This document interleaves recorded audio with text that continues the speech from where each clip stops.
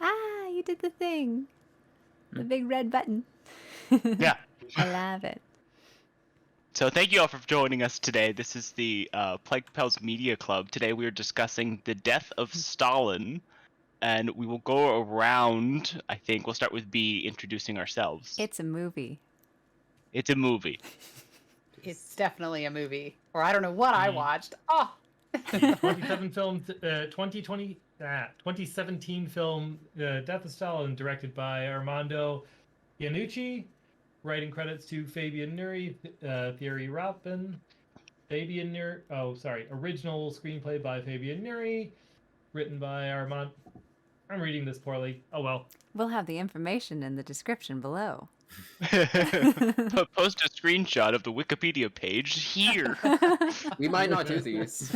Yeah. But yes, I'm Queen Beatrix, otherwise known as B or Claire, your preference. And I like to think I'm a little bit of a movie buff, but I'm missing a lot of classics. So every new one that I add to my repertoire is always a good time. Brilliant. My name is Eric. Brilliant. I'm Emily. Eric. I forget to Zeal watch movies. Or Emily. Or Emily. I'm Average Game Guy, or AGG, and I watch things. I'm Nathan, and I'm here. Hey. More than you can say for everyone else. Mm-hmm. Yeah. That isn't in here. Yeah. You can say that for exactly 6 people. Mm-hmm. B, what were your overall thoughts on the movie? Well, I went in without a ton of information. I don't know.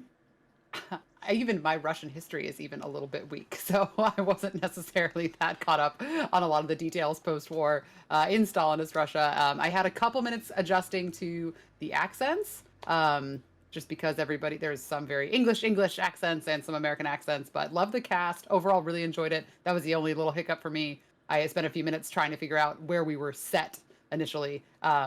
Because everybody had an English accent, and I thought we were in Russia, and that was a bit perplexing. But then I got on board really quickly, and I thought it was written very well and had a very dry, dark sense of humor that I always am a fan of, and I'd recommend it. It's very striking timing to watch something like this with current world situations as well. Absolutely. Which, by the way, was on the list. Eric suggested it before anything escalated to where it is today in 2022. Of March, end of March. Just serendipitous, isn't it? Indeed. Did I recommend this movie? Oh, did you not? Who recommended I it? might have. Oh, B. Sorry, B's I recommendation. think it's very unlikely I recommended this.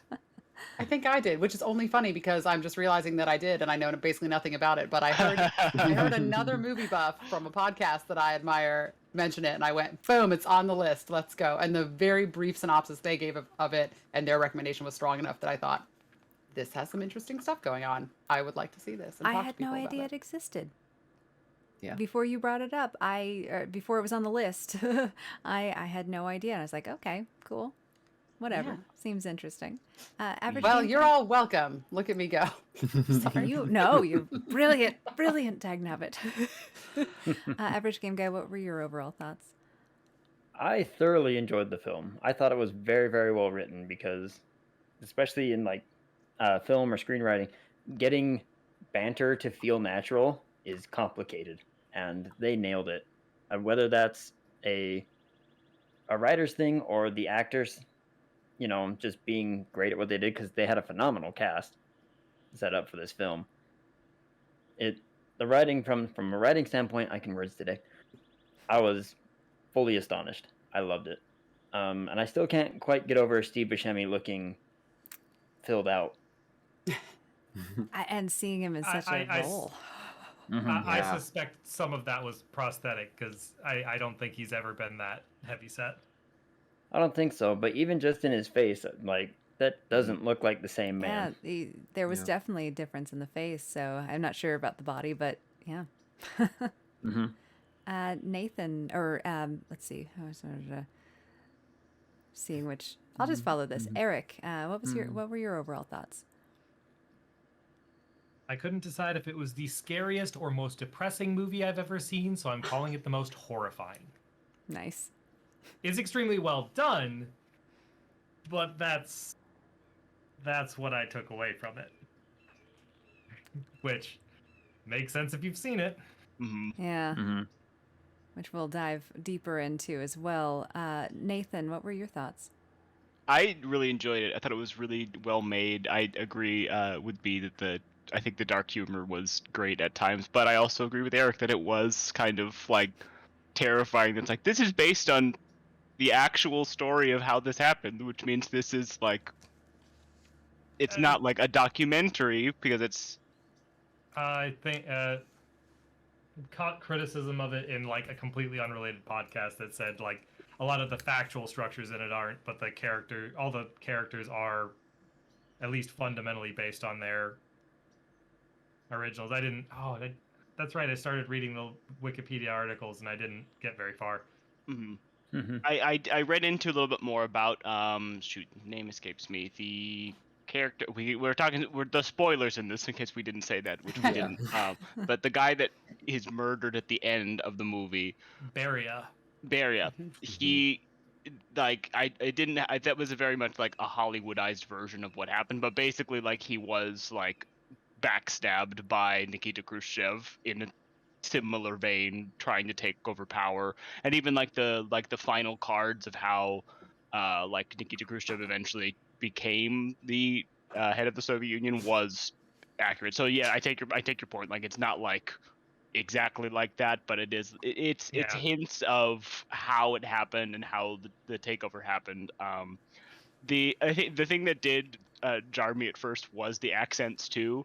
I feel like, I mean, I might be giving too much credit to them, but I feel like they were doing that on purpose because there's a lot of like old timey movies which are set anywhere else in the world and everybody has British or American accents, and I'm sure they're just like, we know that this is going to happen, so we're just going to lean into it and like have people do more like ridiculous ones at times, like the couple people that had really thick Cockney accents. But overall, I enjoyed the movie. Nice. Yeah, that's definitely an interesting observation. We'll definitely have to dive deeper into. Zeal, what were your overall thoughts? I mean, not too much far from anyone else's. I really, really enjoyed the movie. I do have a couple minor issues with the writing that he also has stated as well. I liked how dry the humor was, but I wasn't prepared for it. I knew this was going to be a comedy, but I wasn't expecting it to be like that. And it was kind of refreshing because I've not seen much of that style like this. So that was really nice. And I liked even though it wasn't necessarily super accurate historically, like beat per beat, what's going on. I liked, even though it's over the top sometimes, the realism within it, because it was brutally realistic in some parts. And yeah, that's I enjoyed it though. It's definitely on my top list of movies. Nice. I definitely enjoyed it. It was very, I have seen many movies like this, and they're always engaging to me because of that shock value. You're being entertained on one level because you're laughing, and in the next breath, that laugh is catching in your throat because you're watching someone get slaughtered, and that's very realistic and not funny. So your emotional levels are being manipulated consistently throughout, hopefully consistently. And I think that this film, although I have qualms, definitely ranks high in this style of not just dark humor, but also taking historical significance and presenting it in an entertaining manner, which has caused great conflict for centuries on how seriously one should take history and where one can use it as amusement, especially French theater, etc. So I think that it's a good piece. Not my top on it, but definitely ranks high amongst them. There are worse and there are better. So, B, let's start with you again. Your thoughts on the plot itself, the flow, the topic, the delivery of let's dive deeper into the genre of the piece and the plot and the flow. What are your specific thoughts on certain scenes? What stood out? Yeah, I think the pacing was done pretty well, and that the way that they're addressing in such a pragmatic, satirical way this extremely dark time. It reminds me a little bit of the scene in Pulp Fiction when Vincent shoots Marvin in the face in the car, and you're having to deal with this really extreme, grotesque, violent thing, but in kind of a funny, down to earth way. Is that the right word? I think there was when things started to go awry, the stuff things started to feel a little bit like stilted intentionally. And I agree with Nathan too that I think the accents and the style was meant to be part of the satire and was done intentionally. But when I started, I just didn't know literally where we were. I was like, "This is Russia, right?" And I just couldn't tell. And then as soon as I could tell, I was back on board. But I felt like it. It reminds me a little bit of Veep as well. Like you're getting kind of a voyeuristic approach, like you're there with them watching things happen, that like little bit of mockumentary sort of thing. And I think that was done extremely well, where you're kind of there watching people make decisions in the corner of the room thinking, yeah, oh yeah, just kill all those people. All right. Oh no, we're gonna release those people. Okay, what's the next political move? And it very much is that pulling back the curtain of a overly exaggerated but somehow feels more real version of politics and how people at the top function and make decisions that affect everyone else in a really terrible way. But I liked it. The director of the movie is actually a writer from Veep. That's why the name Wow. looked familiar. Nice, Veep. All right. Well done. Mm-hmm. I do love Veep a lot. All right, good. I'm getting better at this. I love to hear that. Yeah, so there we are. I think there's that just really where you overshoot reality by so much that it feels real, where it feels like, that isn't exactly how things operate and what happens, but it's a better representation than when you're just told the news article and the report, like someone died on this day and then there was conflict and someone else assumed power, seeing the kind of bumbling idiocy and everyone scrambling, and it just as a demonstration of how corrupt and inept the government was at the time and has been in Russia for such a long time. So I felt like that was done very well. I enjoyed it. And go watch Veep; it's great. Yeah, I have not seen it. It was highly recommended when I was taking TV writing, and it was not available on any of the services. So I will add it to my list. Average I Game can Guy. always stream it for us if we want. Oh. Yes. I'll edit this part out. Sorry. No, it's okay. Average Game Guy, what are your thoughts on this topic? So I really like history, actually. I'm not like a studied historian or anything, but there's always those big moments that I really love doing a whole lot of research in. Like I've delved way too far into the Napoleonic Wars, which are fascinating, by the way. But anyway, so I knew a little bit about the whole Stalin regime kind of business, and it was really kind of, I'm going along this lines of like the grotesque horror of looking at the casual nature of these big decisions that are affecting the world in such a way that it has that juxtaposition of that dark humor as well as, no, this is kind of how it goes kind of situation. And it really lends to that disturbing dark humor satire that I thought got translated very, very well through the film. Nice. It was quite effective. A lot of the humor was very effective at illustrating how they had constructed this absurd system that ran almost like on lies and just whims of the people in charge of it, and how that just completely breaks down when anything, like, just inherently, I won't even say it requires anything to break down. It's broken inherently, so you end up with I have notes. My little black book. Wikipedia. So you, no, like partway through the movie when Molotov finds out that he was put on the list to be axed, his belief is like, oh, I must have done something wrong, because he's so ingrained in this system. But like he knows that it's all it's filled with lies because he's in charge of it. So he like the ability to double think your way deep into that deeply into it, like, and how, the way that like all of a sudden, and then his wife comes back, and all of a sudden like they have to completely shift their minds. That's from she was a guilty, or she was guilty of treason against the state, except that was all lies, and he completely buys into like both at once. It's he's a good character to point out like how they just constructed this fantasy world that had incredibly real consequences for everybody that wasn't in the inner circle. And that's a great example of in-group, out-group, the kind of informational filtering that one has to do to... I was actually just discussing this because I'm watching The Sopranos for the first time, and it's the same kind of thing. You too? Yes. Amazing. Yep. Still very early, but so good. Late to the party. We'll have to talk about it. Yes, absolutely. With no spoilers or anything. It's really an excellent example of, you see intelligence. You see smart people surviving in a world that takes intelligence to survive. Politics in a very dangerous Russia in this case, Italian mob in the other case. But we see it in many groups, and how you have to filter the information you're drawing on for a situation in order to survive.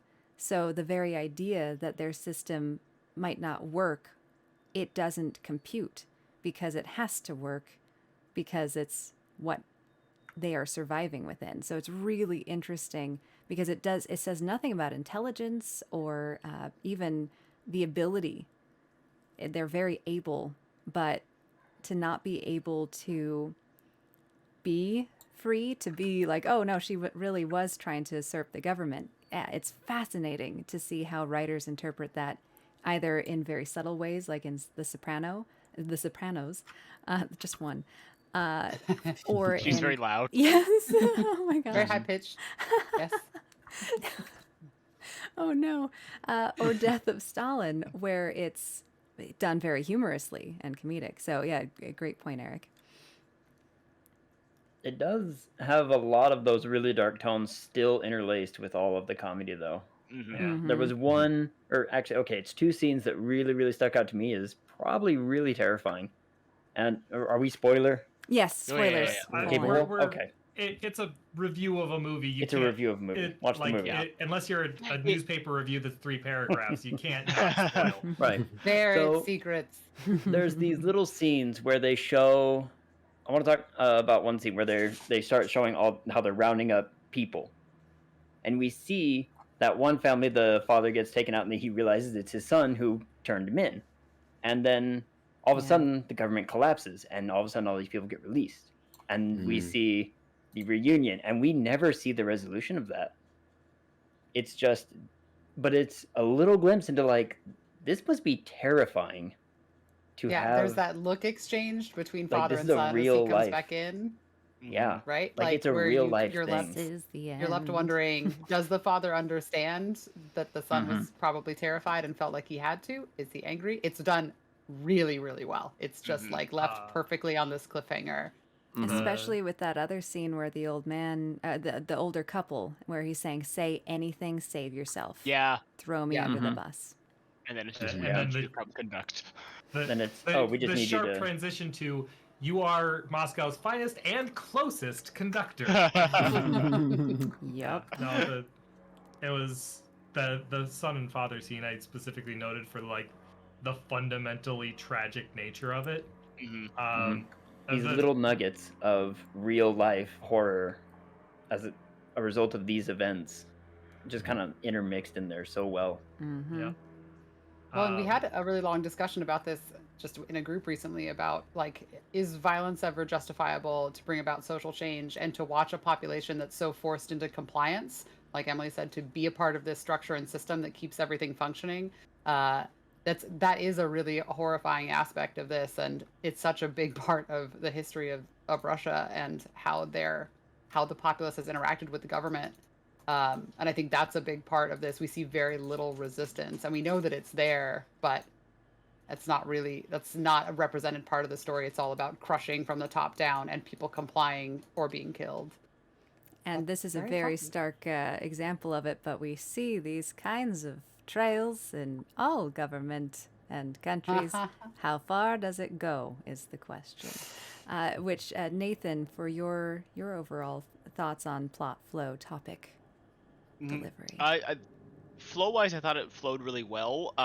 Because I'm not super well versed in Soviet Union history around this time, or in between Stalin and Khrushchev, like I didn't even remember. I forgot that there were a couple people in charge between the two of them, because it's the person that took over in this movie. Played by Jeffrey Tambor. Yes. Malenkov, I think. Yeah. Georgie. Yes, that sounds correct. Georgie Malenkov, correct. Yeah. Who phenomenal performance by him in this movie. Very much so. But that when there's another person, I think it's the defense secretary actually took over after him, and then Khrushchev took over.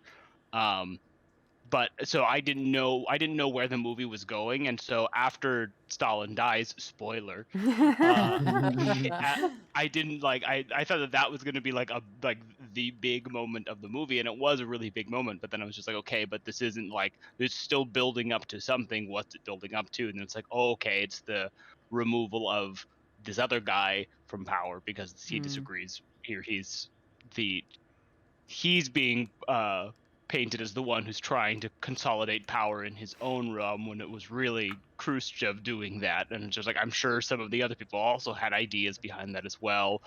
Which is kind of it throws back to how like the how Stalin came into power, which was basically collecting power against, I think it was Trotsky, who was supposed to be in there, who is I think considered to be the person to succeed Lenin, but then Stalin just had more powerful friends and won out in the end.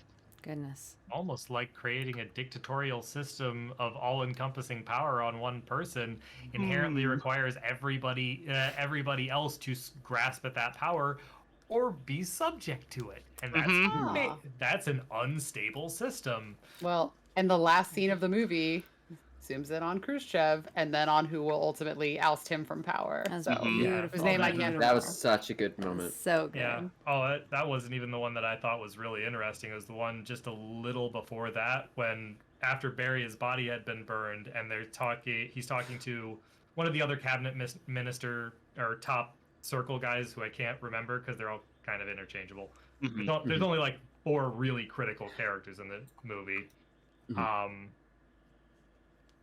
Where all right, that's taken care of, but what about the guy that's in charge now? Can we trust him?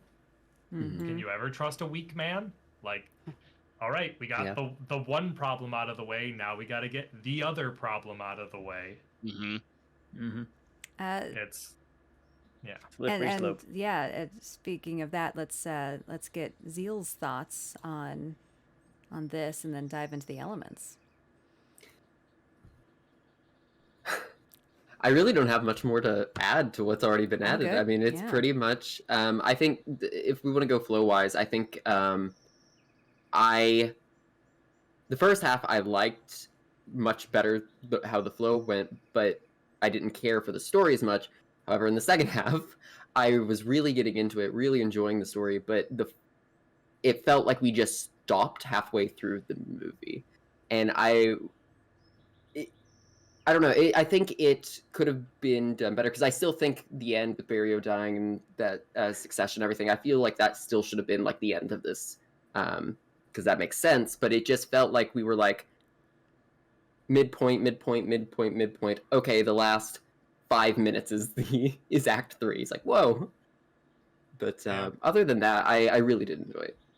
And I completely agree. Zeal and I have talked about this offline as well, and we were in complete agreement with the feel of it ending halfway through the movie, where that general arc, it definitely did not feel like we had entered into an Act 3. We were still at like Act 2 midpoint to begin the Act 2 dissension into 3 and on. And so it was, even though I knew it was the end of the movie, I was still shocked when it was the end of the movie. I also we'll touch on this in a little bit, but the flow was odd for me because there were moments that I definitely recognized that this was when the actors got it, and everything filmed before then didn't quite hit those notes that we see in those scenes. Like it definitely felt like we knew what was filmed first and what was filmed second. And I can't confirm this, but to be able to recognize that there is this difference in maybe understanding of what they were trying to accomplish, or having scenes that they just got, whether directing or acting wise, it does mess with the flow overall for me. But again, did enjoy the movie, so I'd call it more qualms. But I at the end of the day, I would say that it felt a little rushed because of those being there. Like, why does it feel disjointed in how the actors are approaching the script, and why does it feel like there is no complete arc? And maybe that's on purpose to make us feel on end, like, because this continues on past this point, to symbolize that this never ends. There's never an Act 3 because this is continued on to today. So good on them if that's their intention. I was just about to bring that up because I was like, with the way that it ended and with how the Barrio death scene was, just how it was done, it makes sense that they did that on purpose. I don't know if they did or not, but if they did, that was very well done. Well, I think when I watch anything that's of a strong political tone, and maybe it's from watching Veep as well, that having things be kind of abrupt at times and uncomfortable, and also then quagmire and stagnate, is, I think for me, I maybe didn't notice it as much in stylistic tone of filmmaking, because it feels like politics, where things just kind of, they speed up and they slow down, they speed up and they slow down. There's a decision that made that has a huge impact, or there's a lot of things that happen that do nothing. And maybe that's just a Veep bias that comes through, but anything that's extremely politically based, politics are a mess at the best of times. So maybe it fit well for me that the pacing matched the subject well. Which is a good transition to our open. This is just a discussion now. I won't be calling anyone out. I was just very curious on everyone's opinions on those. But for the casting, it was, I think, very interesting and conceptual on like the characterizations they were trying to present with the politicians, rather than just fitting so often we see people being cast just because of what they look like to try to fit, and it's like, oh, they would have done so much better though. So what were people's thoughts on casting? No notes. No notes. Fundamentally, no. I thought if you had not told me that was Steve Buscemi, I probably wouldn't have figured it out. Amazing. I think the only person who my brain would have been like, oh, I know who that is probably Jeffrey Tambor, just because I've watched. Is that all the of general Arrested guy? No, him. Jeffrey Oh, no, Tambor's, yeah, okay. Because I watched all of Arrested Development twice, and Jason Isaacs, just because he has such a short amount of time in the movie. He's and very everybody funny, else, though. I would have just been like, somebody Is had to Jason tell me Isaacs that the Michael. general guy? Yes. Okay. Yeah, he was so good. I love him so much. He had the actually only truly funny bit in the movie that I thought, oh, your dad's dead? So You're a honest. stain on the uniform. Brilliant performance. That, and one of my favorite parts from him as well was just when he's like, I'm gonna have to report this. And this entire conversation is like, oh, got you. And you knew too, because like there was that doubt because of his stagnant kind of generalness, but you knew he was doing that, and it was like, I just met you. How do I already know who you are? Brilliant. I guess I'll say that I didn't really notice the accents, but some of that's just growing up on movies, and I think some of it's like, I think it was a joke about, I want to say Das Boot. Was Das Boot like all in English? I'm thinking of a different movie. A joke my dad made when I was like 8 and just stuck in my head for no obvious reason. Where it's like, oh yeah, everybody in the movie speaks perfect German, so they're just going to speak perfect English and it's completely translatable. Kind of a joke about maybe it wasn't that. Maybe it was some other random World War II movie because there used to be a lot of those. Yes, and World War One as well. And you're right, just always English accents. So I was so used to it at that. I was more surprised at the American accents than I was the heavy Brit.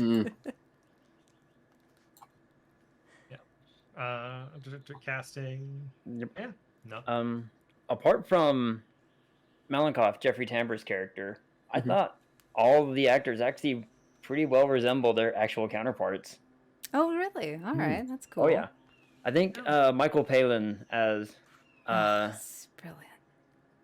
As Molotov was probably the most similar. I looked at a picture of him and a picture from the movie and a picture of the actual guy, and I was like, yeah. And he's such a brilliant actor. Oh yeah. And presenter. Michael Palin's such a good actor. Does so much. I was actually really happy to see Michael Palin in it, to be all like, yay, satire.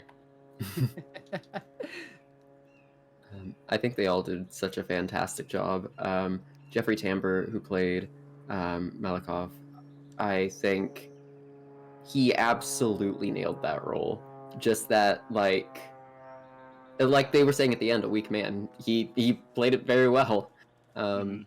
Slightly bumbling, but trying to be authoritative. Yeah.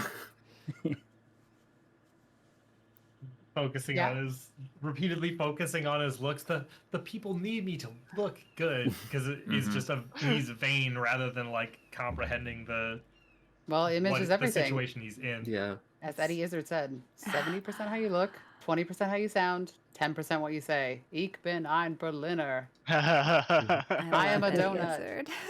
Yep. The monkey is under the table. Le sage sur le branche. Can we just do an Eddie Izzard impersonation hour sometime? That'd be great. Well, yeah, we'll get him on the podcast.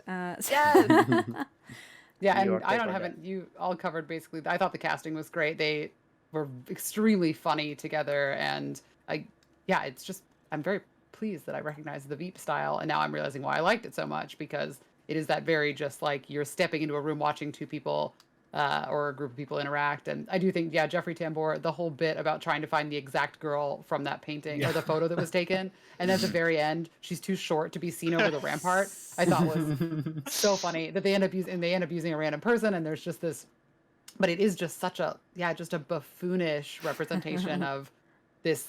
No, this is politics. It has to look. It has to look a certain way, and making not a lot while you're talking to me right now. I need to look like I'm in charge. And that was funny. Oh, that was very, very funny. And whoever played the actor who played Beria was such a good, just conniving. Oh my gosh! And also just awful that they so lightheartedly just sweep in this like pedophilic, horrible side, and this assault, the sexual assaults, and all the humor around it. It's I didn't even take him as pedophilic. I took him as just a monster. Well, no, they're talking that's about the whole thing at the end, though. Yeah, is that that's how Khrushchev comes in and accuses him, is that he's like, I have records of girls as young as 7 or what. That's like a whole thing. Like, do you remember the scene where he gets in the car with that girl and she's like 14? So that was a big part, and it's very creepy. But again, it's just like that. Here we go. Yep, politics as usual. Yes. Which is perfect. So speaking about the dialogue and what is not said. So, of course, when we discuss dialogue, it's what is said and what is not said. The physicality of when it is or not being said. Like the nod, even though we're not saying anything that you should be nodding about. How it translates. Like the car scene, absolutely. The soldier that he was just like, no one is safe from these people. They're not safe from each other. And the people are not safe. And I think when it comes to casting and dialogue too, we see such a huge rift in the main cast and everyone they interact around them. They're skinnier, they're paler, they're removed. And every time we see the main cast interact with them, they are completely powerless. And the dialogue exchanges are brilliant with that, because it's so silly when you're with the core group and then so horrific when they step out of that comfort zone. Yeah, I caught a little note kind of surrounding that, showing the the concert hall at the start. They're in the recording booth, and you can see like there's a bunch of set dressing that's like these very good quality, shelving units and cupboards and stuff, but they've clearly been worn on quite a bit. Like they've been there a while. And then you go to Stalin's, was it his house that he dies in? His like his country house. It's like his Something private. like that. And it's pristine. Like everything is perfect. Like because the system served the person that is at the top of it and not other people. But why is there a lamp on a chair? Oh, that was one of my favorite lines of that movie. That is such a just the casual observance of the absurd. It is the Was. keep your stupid comments in your pocket of this movie. Yeah, I also, speaking of the scene at the concert in the beginning when they have to wrangle up everybody else off the, half the crowd has already gone home and they have to just rustle in people off the street to see it for free, and everybody comes in not looking quite as refined or as well-to-do as the group that was formerly there, and I think things like that were done extremely well to, pretty subtly, but still it's acknowledged, but it's not shoved in your face that we're recognizing a massive disparity in the population and access to lifestyle. It's very well done. They obeyed too, which really shows a lot. Bring in the chicken. Come hang out. Same with that. It was definitely used as a laugh, but there's definitely some undertones there. The scene where they're like passing a couple of the bills, and he's like, "And passing unanimously, great." And it's just like, the repeated use of Stalin hated factionalism as a way to browbeat people into basically your opinion, which was, that was funny, but also when you pay attention to it, fundamentally horrifying. The whole. Speaking of horrifying, what about those soldiers who were on duty outside of Stalin's office, literally standing at attention to their own funerals, like to their deaths? Insane. Yep. Yeah. The exchange of looks, how they, they understand immediately that this is it, but they just keep standing.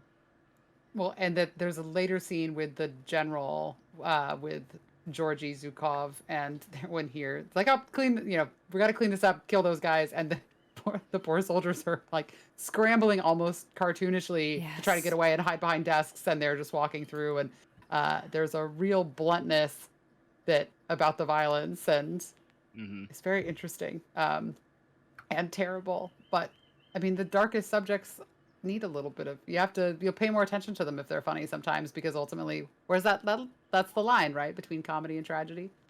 They're right there next to each other. Spoken word and physicality, the fact that we can see the classism even when they're not speaking, the doctors trying to give the diagnosis, and the secretary, or I don't know what her role was, but she did it because she knew she was safe, she was fine, but they knew that they were dead. Oh, the woman that turned in all of the doctors in the city, so they had no more good doctors. Yeah. Well, if they're good, if he survives, they're clearly good doctors. If they're bad doctors, he won't know the difference. Actually, no, I guess that's the thing. I think I have a note on that as something attached to the thing I was saying earlier, that this kind of absurd and dysfunctional system creating its own dysfunction. That all the educated and the doctors are against us, but then we need them. Well, you only get one of those two, and you already chose. Like the wife being against the government or for the government. Schrodinger's politics. Yes. That's just politics. That's just politics, yeah. The funeral scene was an excellent example, I think, of if you removed all dialogue from a scene, you would have no idea what was going on, which I think really does emphasize the absurdism that you guys brought up. when he's dancing around him, like, here, let's switch. Like, Let's make it a part of the routine. and then he just Yeah. has to go back. What are you doing? Yes. Mm-hmm. Oh, it Very was physical. Yeah. so funny and uncomfortable. And I mean, who hasn't been there? Who hasn't had to, nobody can hear you in the back of the choir. Well, we're just lean over and say something to your buddy, but still look good. Again, Yep. 70% how you look. No one can hear you anyway. And they know, then they touch on some really interesting things, like they have that squabble about the bishops, and Oh, yeah. which is Mhm. a whole other can of worms, part of Russian history, and Mm-hmm. Yeah, Stalinism. the explicitly and militarily enforced atheism. Yeah, that was Mhm. that's a grand story. For directing, what did you think of the directing? How did you see that fit in this? Oh, I brought up my qualms. so did you? I think there was a thing that was happening, but I wasn't catching it all the way. There's particularly some scenes later when there's like the high, as they're really moving towards the execution of Beria, and the internal dissension between them is bouncing around, and then as Khrushchev is kind of directing it into its final form. Like, did you catch that the camera started like shaking Yes. whenever there was Yep. that dissension happens, and then they finally like get it together, and the camera like flattens out? Mm-hmm. Was that I wasn't imagining that? Good. No, it became Yep. unsteady cam, and we had very stable shots up until then. The funeral scene, in my opinion, was the most brilliant. You started to see the little trails, the pee scene, like every time they like bent into the pee and had those reactions. I think that was great for like how we saw the different characterizations come through with the directing. All of those had amazing like low shots, high, the bed, the death room, the death scene had these great right in their faces scenes where we're watching their emotions. The funeral was starting to get chaotic, and then it was all like mockumentary after that point of we are now at war kind of thing. So you were not crazy. That definitely was happening throughout. Excellent. Indeed. Directorly. Oh, go ahead, Zil. No, I don't have much to add. I was just gonna say I honestly was too caught up in the story to. I didn't pay too much attention to the directing. I will definitely take a second watch through sometime and keep an eye out for it. I'm curious, Zeal, as like a little thing to see if maybe it's subconsciously. No, just mostly curious. Remember in the funeral scene how they were going to the back room and some of the lackeys were like turning around, looking around, like backing up, like nobody watch us. Like that was a moment where it felt like they really got that playful kind of thing where they knew they could get away with anything because no one really is watching, and if they were, no one's going to stop them. And I thought that really picked out the mentality and interest. And then later on, when there was some dialogue in between individual characters up to the coup, it was very like characterized. They were saying words at each other, and it was just one to the other. And we were missing kind of some of that characterization, like in the painting portrait, or no, sorry, not painting, the portrait scene, right? Like that was filled with beautiful moments. So did you maybe recognize a scene that really fit for you with characterizations? No, the only one that really just seemed off-ish to me was in a good way though, because I think I think it made the impact of it more, but just the final bit with Beria when they're dragging him into there and reading off everything, making Malikov like sign the paper. That's the only one like I can immediately think of, but I enjoyed it. I think that was a good call. Great suggestion. That is definitely one in my head too. It was a really interesting scene, and I don't know how I feel about it. Also, like the constant character, or whenever anybody would step on Stalin's particular things in particularly the early part of the movie into the dinner. So what was it? Shoot, when he mentions the guy that had been disappeared, and everybody all of a sudden like they'd had this friendly, jokey dinner, and he's like, "Oh, whatever happened to the guy?" And everybody's just like, and you know, joke, Yeah. and they have to freeze, and it's like figure out what to do because the pin's out of the grenade. Who's gonna catch it? Okay, we'll give it a second. We'll make a joke. Set that aside. Like how horrifyingly dangerous it is just by having all the characters moving and like it's a normal social situation that turns on a dime to somebody want to catch a bullet here right now? Literally. Actual death. Just waiting. Ugh. Yep. Yeah. So it's so horrifying that like minutes earlier, what was it? Oh no, I'm losing track of character names now. Khrushchev's was talking about like throwing grenades back and forth and like throwing live grenades to the prisoners at a camp he's guarding, like as a joke. Yeah, and that's a thing that they all enjoy with. And he has to go home to his wife and talk like, oh, here's the things I said. How do we deal with the next time I have to talk to him so we don't end up in the bad place? Yeah, there's a lot of slick little bits showing how they're playing along, but as soon as you touch the fundamental terror of it, it locks them all up. Yeah. Also, I really enjoyed Steve Buscemi. Like he's kind of a little bumbly, a little like soft touch the whole way through the movie, and then Beria is dead. And as soon as like the rival that's really scary is gone, he hardens up immediately. You know, can you ever trust a weak, or how do we take care of him? Can you ever trust a weak man? Like, before that, he's trying to make jokes and getting a tomato out of his pocket that was thrown there as a joke. And then it's just, okay, I don't really have to be afraid anymore.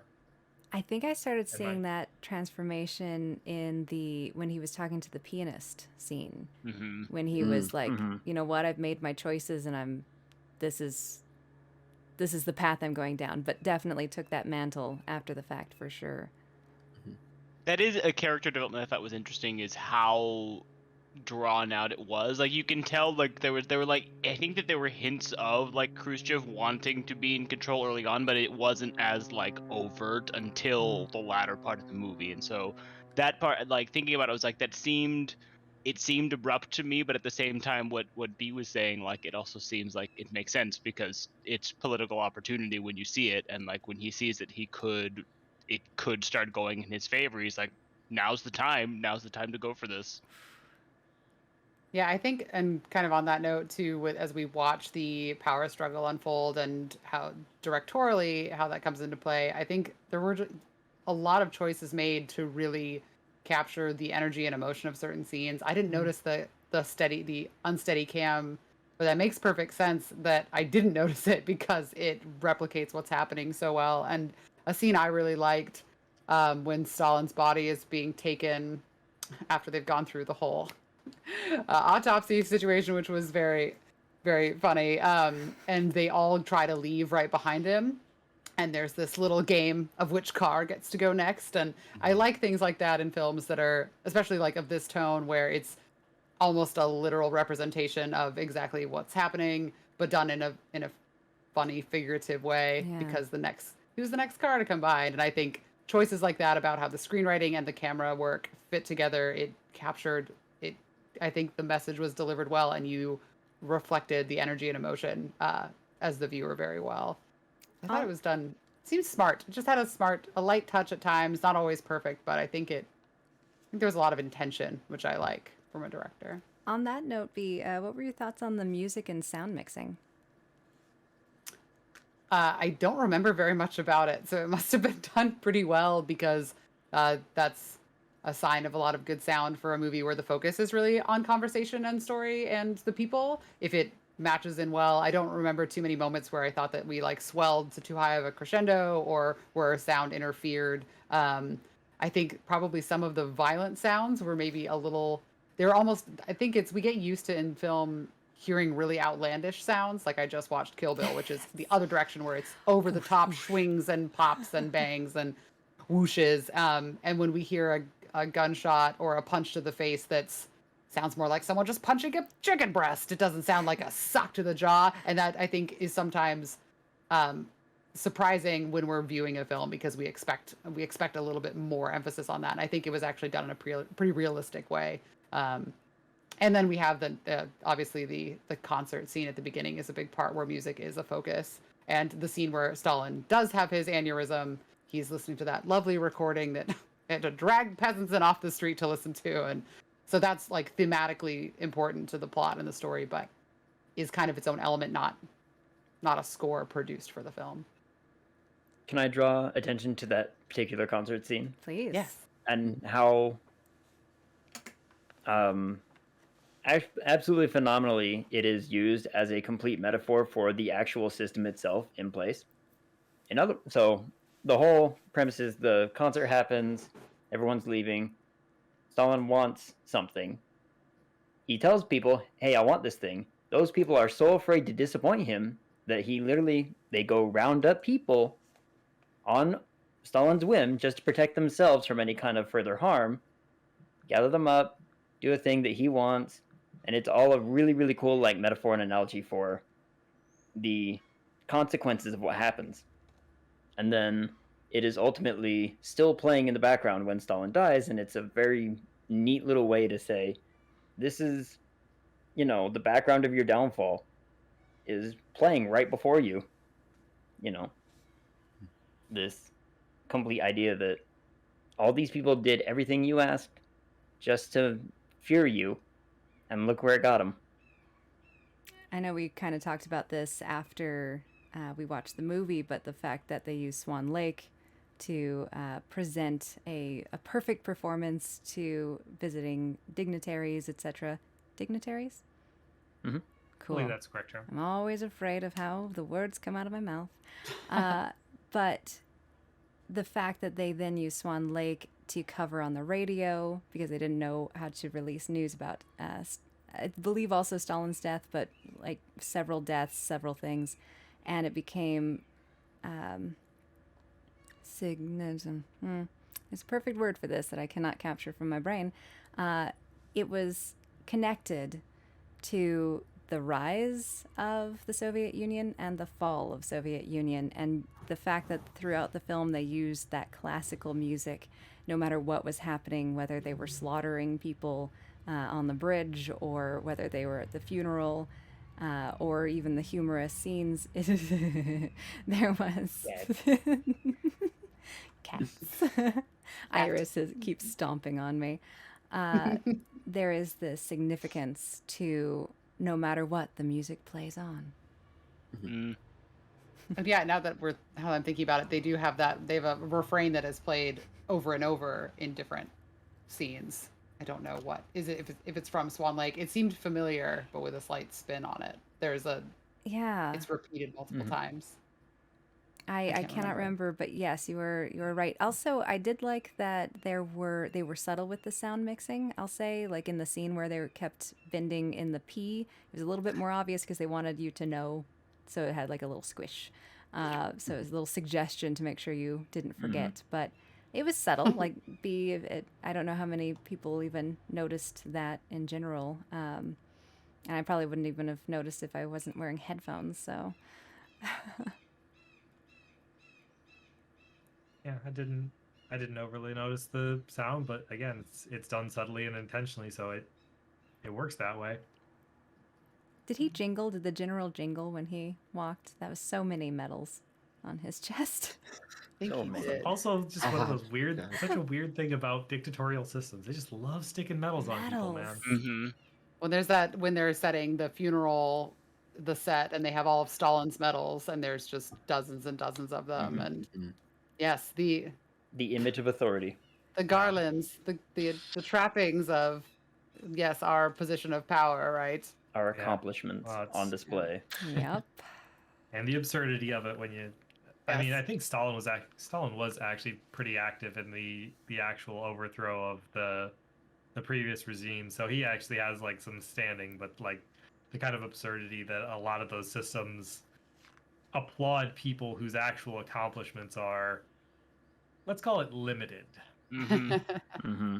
Yeah, but that was one of the fundamental things about it that I just really enjoyed, was the sort of fundamental absurdities of the system, that it's trying to be like, this was a terrible thing to do, not only because of the human misery that it generated, but like the internal bizarreness of it. So I caught a note of like, there's the bit when Stalin's son kicks in the door where they're, doing the autopsy on Stalin, and he tries to grab a gun from a soldier, and the single soldier is just fighting him for a gun for like 45 seconds before somebody else is like, and the other soldiers grab him and drag him away, because like they're still so afraid of Stalin that they're afraid of his son, and his son is afraid of him. Like, he won't, the whole thing with like the hockey team that died in the plane crash, the son has to be afraid of the father because he doesn't know if he'll get disappeared too.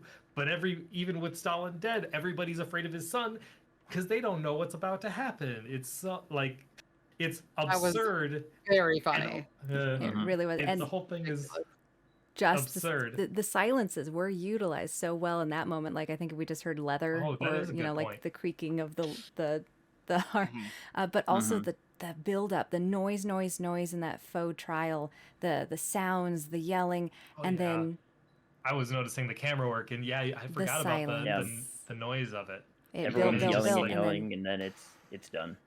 And all of and then that we have that anger close-up shot of the ashes being scooped into the bucket, where that's the forefront.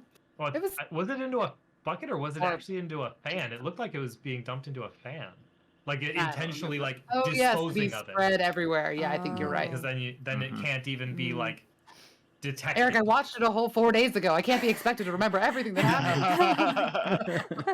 I think it was. No, I think you're right. I might be wrong too. I think you're right. I just remember the shoveling and thinking that's not what the body would look like after that kind of burning. So it's true. You need a lot more. You need a lot more gas for that. Yeah. Maybe they threw a Molotov cocktail on it. One final drink. There was a couple others that I thought that I came across for absurdity, that they're all competing for they're competing for the favor of the daughter and promising her to not be hurt, and she's just like, how would I get hurt? Yeah. Like, why do you keep using that word from this system, haven't you? And then just like, but they're also all want to play to her because, her favor, given where she stands in the system as it exists, could advance them, even though she holds no like official power. Like, the suggestion of it was really interesting, because I don't know what all the real history is, but I understand, like, the way they did it. I understand what was going on. So well done on that. Yeah. And I think that's so I also really am into history, but this is a part of history I've not really got the chance to look into or study in any capacity. So I think it did a very good job of keeping somebody who doesn't know that much about it entertained and being like, what's going to happen next? And there was, at least for me who didn't know what was going on half the time, there was a bit of that mystery of like, oh, what's going to happen? What's going to happen? Is he going to actually be able to make it? I actually assumed for the longest time that they were going to, because of the type of show this is, or movie this is, I assumed that they were going to, they were threatening to do this coup and like trying to plot it out behind the scenes. I thought that was going to get completely shut down and everyone was just going to die on that side. There was suspense. Yeah. Yeah, perfectly put. I agree. I really enjoyed how they like, there's like the obvious big stuff. Like there's the scene where 1,500 people are shot by coming into the city, but like that, it's really hard with that little, even though it's a good scene for it, like I didn't think was as good at showing sort of the internal tragedy of the system as the son that turns in his father. But also there's the scene where Stalin's daughter asks for her, oh, you brought back Molotov's wife, could you get me, my lover back? And like has to acknowledge like No, Mhm. because it's a monstrous system run by monsters. The scene. And Sorry. yeah, it is. That is the way things are going. The tragedy goes down to like there's the mass tragedy of the people shot. There's the individual tragedy that underlies all of that over and over and over again, where where it's not, you know, it's a thing people struggle with, the idea of like, oh god, I gotta think of how to say this. Some years ago, I was told that the concept of like the emotional fatigue of dealing with death starts with the second death. If you try to comprehend like a death, but it's a thing that kills one person versus a thing that kills two, you are not twice as sad at the thing that kills two people under almost any circumstances. So you've got a system that will kill 1,500 people, and that is tragic, but they're trying to drag it down to it'll kill your boyfriend as the daughter of Stalin. Mm-hmm. It is tragic all the way at all scales and at all places. I think it was really doing a good job of maintaining that idea through the history of their system. Yeah, that's why I was tripped agree. into it by what Zeal was saying, that they're doing a good job of maintaining sort of the history of it, or keeping you along with the plot, even if you didn't understand the history of it. Also, sort of the scales of tragedy within that system, all the way down and all the way up. Yeah, absolutely. For me, the scene the haunting scene is very Schindler's List, and how it impacted my psyche in watching the film, which was when he's going down the firing line, shooting the prisoners in the head, and says, "Stop killing," shoots one more, shouldn't have died, and you're thinking, that's an individual. He was so close. And it sticks with you. And I feel like you see some of that in the next guy in line when he looks over at the dead body and looks at the line of people next to them, and then they like just like stutter for a second and then walk off the screen. Like I felt that guy get that as well. Like he was so close to being dead on the ground too. Yep. Well, it's such a reminder. I feel like this kind of perspective and looking at this part, like a time in history where there's a huge, colossal numbers of deaths from the people in charge who they're under risk of potentially losing their lives, but not the way an average person is. And the turning individual humans into numbers, into statistics that are either a benefit or a loss or a data point to manipulate for your own political gain. Because what I think the estimations of just dying from starvation under Stalinism over in those years, it was 700,000 to like 1.2 million people just from starvation and disease. So that's a huge number. That might not even deal with like the intentional starvations of the Holodomor. No, it probably doesn't. So again, I think like when there's that whole shambolic situation where somebody has called the trains to let people back into Moscow, and then all those people are killed, or a percentage of them are, and it's just again, it's just a data point. We don't know any of those people, and I think that's done on purpose in this situation. And how their deaths are just used as a political game. Yeah. Like, immediately. Well, and it's the thing that gets Beria killed is not any of the horrible things that he actually did, although he was convicted of a bunch of them. He did the thing that gets him killed is the drumhead trials and summary execution is the whole fun thing, but what was I gonna say? Shoot. So the horrible things he actually did aren't what get him killed. What gets him killed is that he threatens to use the power that he has amassed against the inner circle, and they say, "Oh, no," and they play, and suddenly they're all on board with Khrushchev to get rid of him, and it is, and I hate saying this, because they accuse him of a bunch of stuff that he actually did, plus like consorting with foreign powers, which was probably fake, but just is very convenient when you're doing that kind of trial. They all did. Setting, like, it's such a bizarre circumstance where a fake trial into a summary execution is morally defensible because the system they have built is so monstrous, and that individual will be so monstrous at its head that just like, oh yeah, we're gonna lie so that we can execute him so that he can't gain the power of the system, and that's good. And at the end of the day, it wasn't even, again, most of it the wasn't most even horrifying. lies. It's just a pivot point. Just a pivot point. 1800, right? Yeah. Ooh. Yeah, well, I'll have to watch some Veep. It's I need to after this. It's a very interesting look at our own political system. Exactly, and we have to. This is why comedy. It's not different from this. Yeah. over some of the same game centuries. without like some of the horrifying undertones.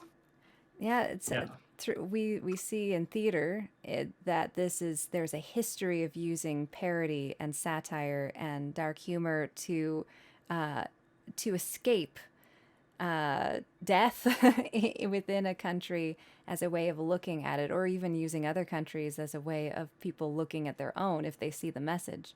And it's always really interesting what kind of thoughts come out, because it definitely makes you look internally as well, at least for me, on where something like this can go and how it started and where it goes.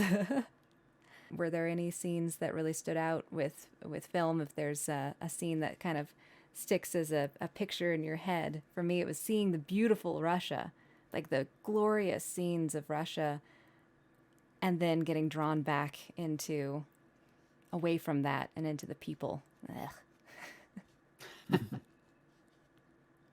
I really liked the when everyone's giving their speeches at the end on the parapet. I thought that was woven together very well, and lots of looking back at everybody staying next to each other, but you can still see subtle, slight movements, and zooming in on certain things and going back to other wider imagery. And I thought that was really a good part of leading up to the finale. I thought it was done very well and demonstrated a lot of the individual characters' personas in a really cool way. And it just felt very sharp and funny and culminative.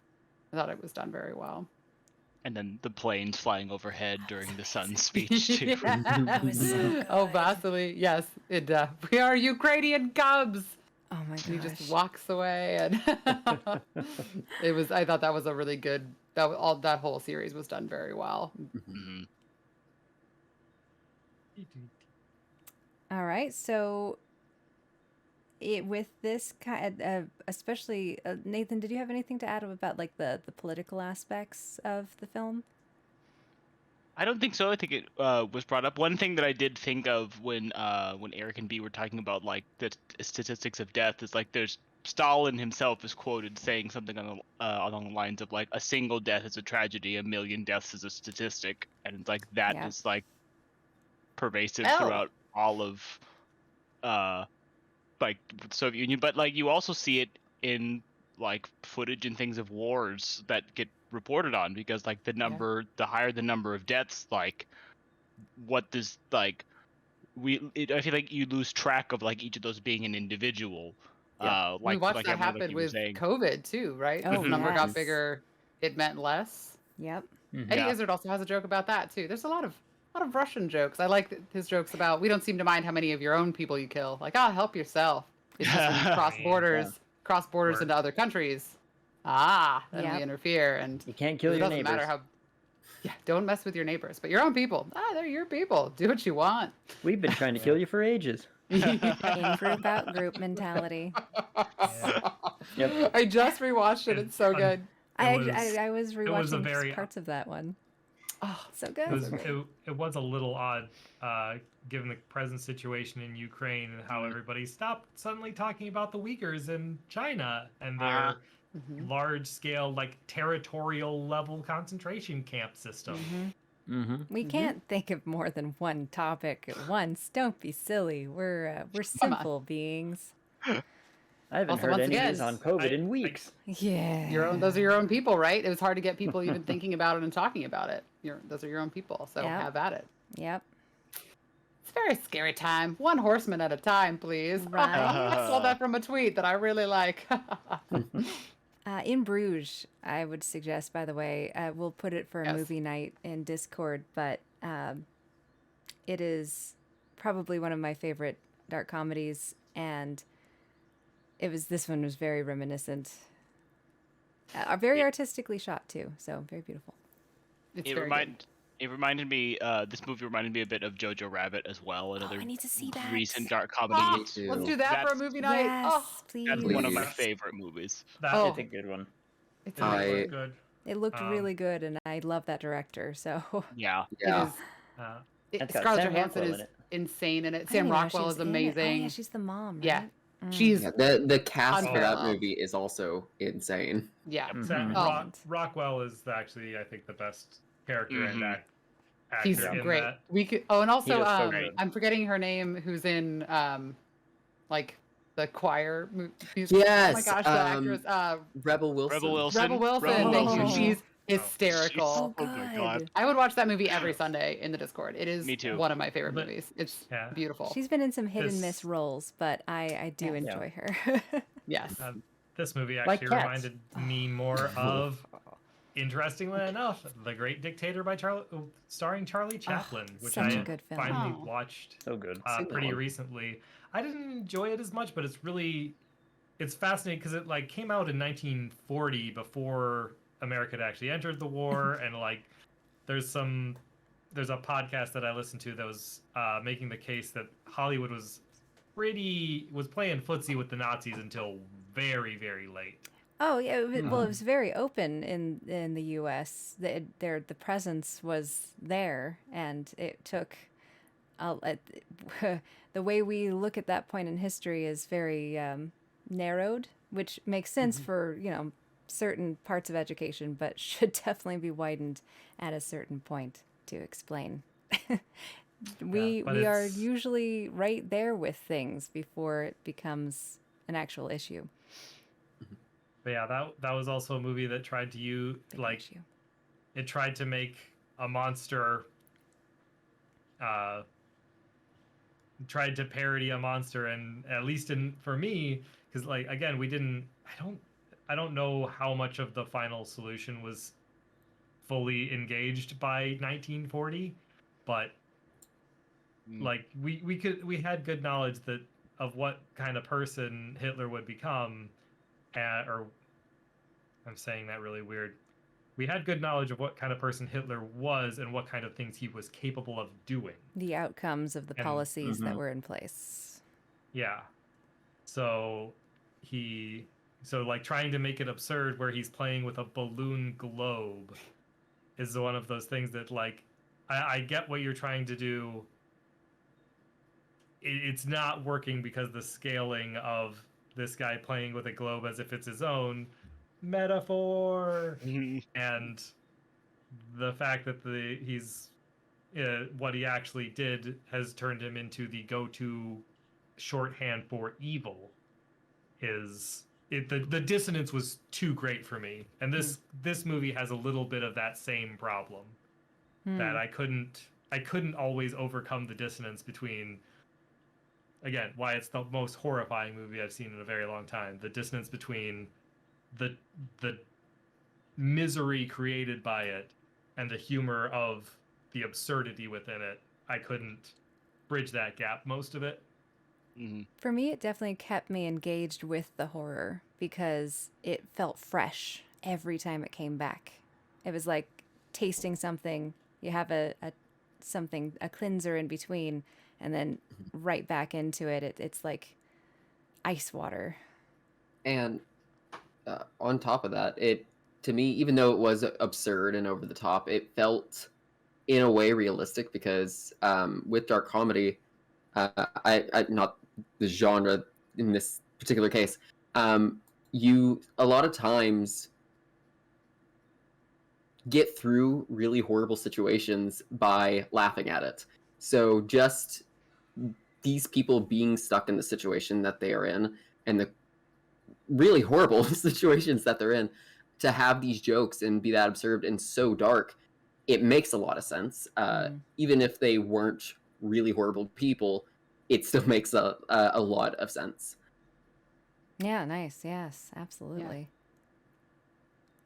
Wow, I think we exhausted everything unless anyone has any final notes or comments. Well done, everyone. I have an older note. Just I think we've used it interchangeably. So at some points, Russia and the Soviet Union. In the context of this movie, we're referring to Russia as the Soviet Union. Yes, they're not the same thing. Russia was a part of the Soviet Union, and but at the same time, when referring to the history of this movie, is really impactful on modern day Russia, especially what a certain Russian president is doing right now. Yes. And we are Well, and I think from the lens of this movie is very about the centralized Russian power within the Soviet Union. So I think so. Yes, two different things. The government, the people, the government. Oh, awesome, guys! Thank you so much for chatting. It's just a great pick, a shocking movie, and some really good insights that made me kind of want to watch it again to look for these moments. But not yet. I'm glad that I suggested it and then forgot that I had suggested it and still voted for it. That's good. I'm slightly concerned about myself, but also what a great way to just either gaslight or surprise yourself every day. Who knows? I like it. Never bored. Well, hopefully we'll all be back for next month's. We'll be voting for the next content in the Discord. Oh, I thought we were going to talk about it right after this. We'll talk about it right after this. Yeah. Yep. Okay. But I would like to say a thing that I think will be a good endpoint. As we were discussing the dysfunction of the internal dysfunction of the system and the absurdity that it created is, even if you forget everything else about the movie, is very valuable to understand. Like, if you create a system built on lies, it breaks down in horrific ways. It is way better to build systems that just don't work, that don't fundamentally require lies to work. I don't know, if you shoot the person fast enough, then the lies never catch up. Where's the problem? Yeah.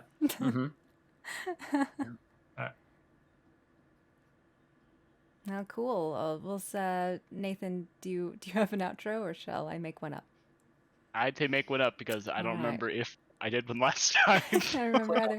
Well, thank you all very much for joining us for today's. This will be going up on Patreon first for the Paltreons, and then onto the YouTubes after that. Hopefully any of you watching can always join the Discord and join us. We discuss all kinds of media. Last one was a book. This time was a movie. Next time will be a cat. Oh, no, wait. I don't know. We'll find out. But until next time. Garfield, yes. Oh, webcomic. See you next time, guys. Bye. Bye. 1, 2, 3.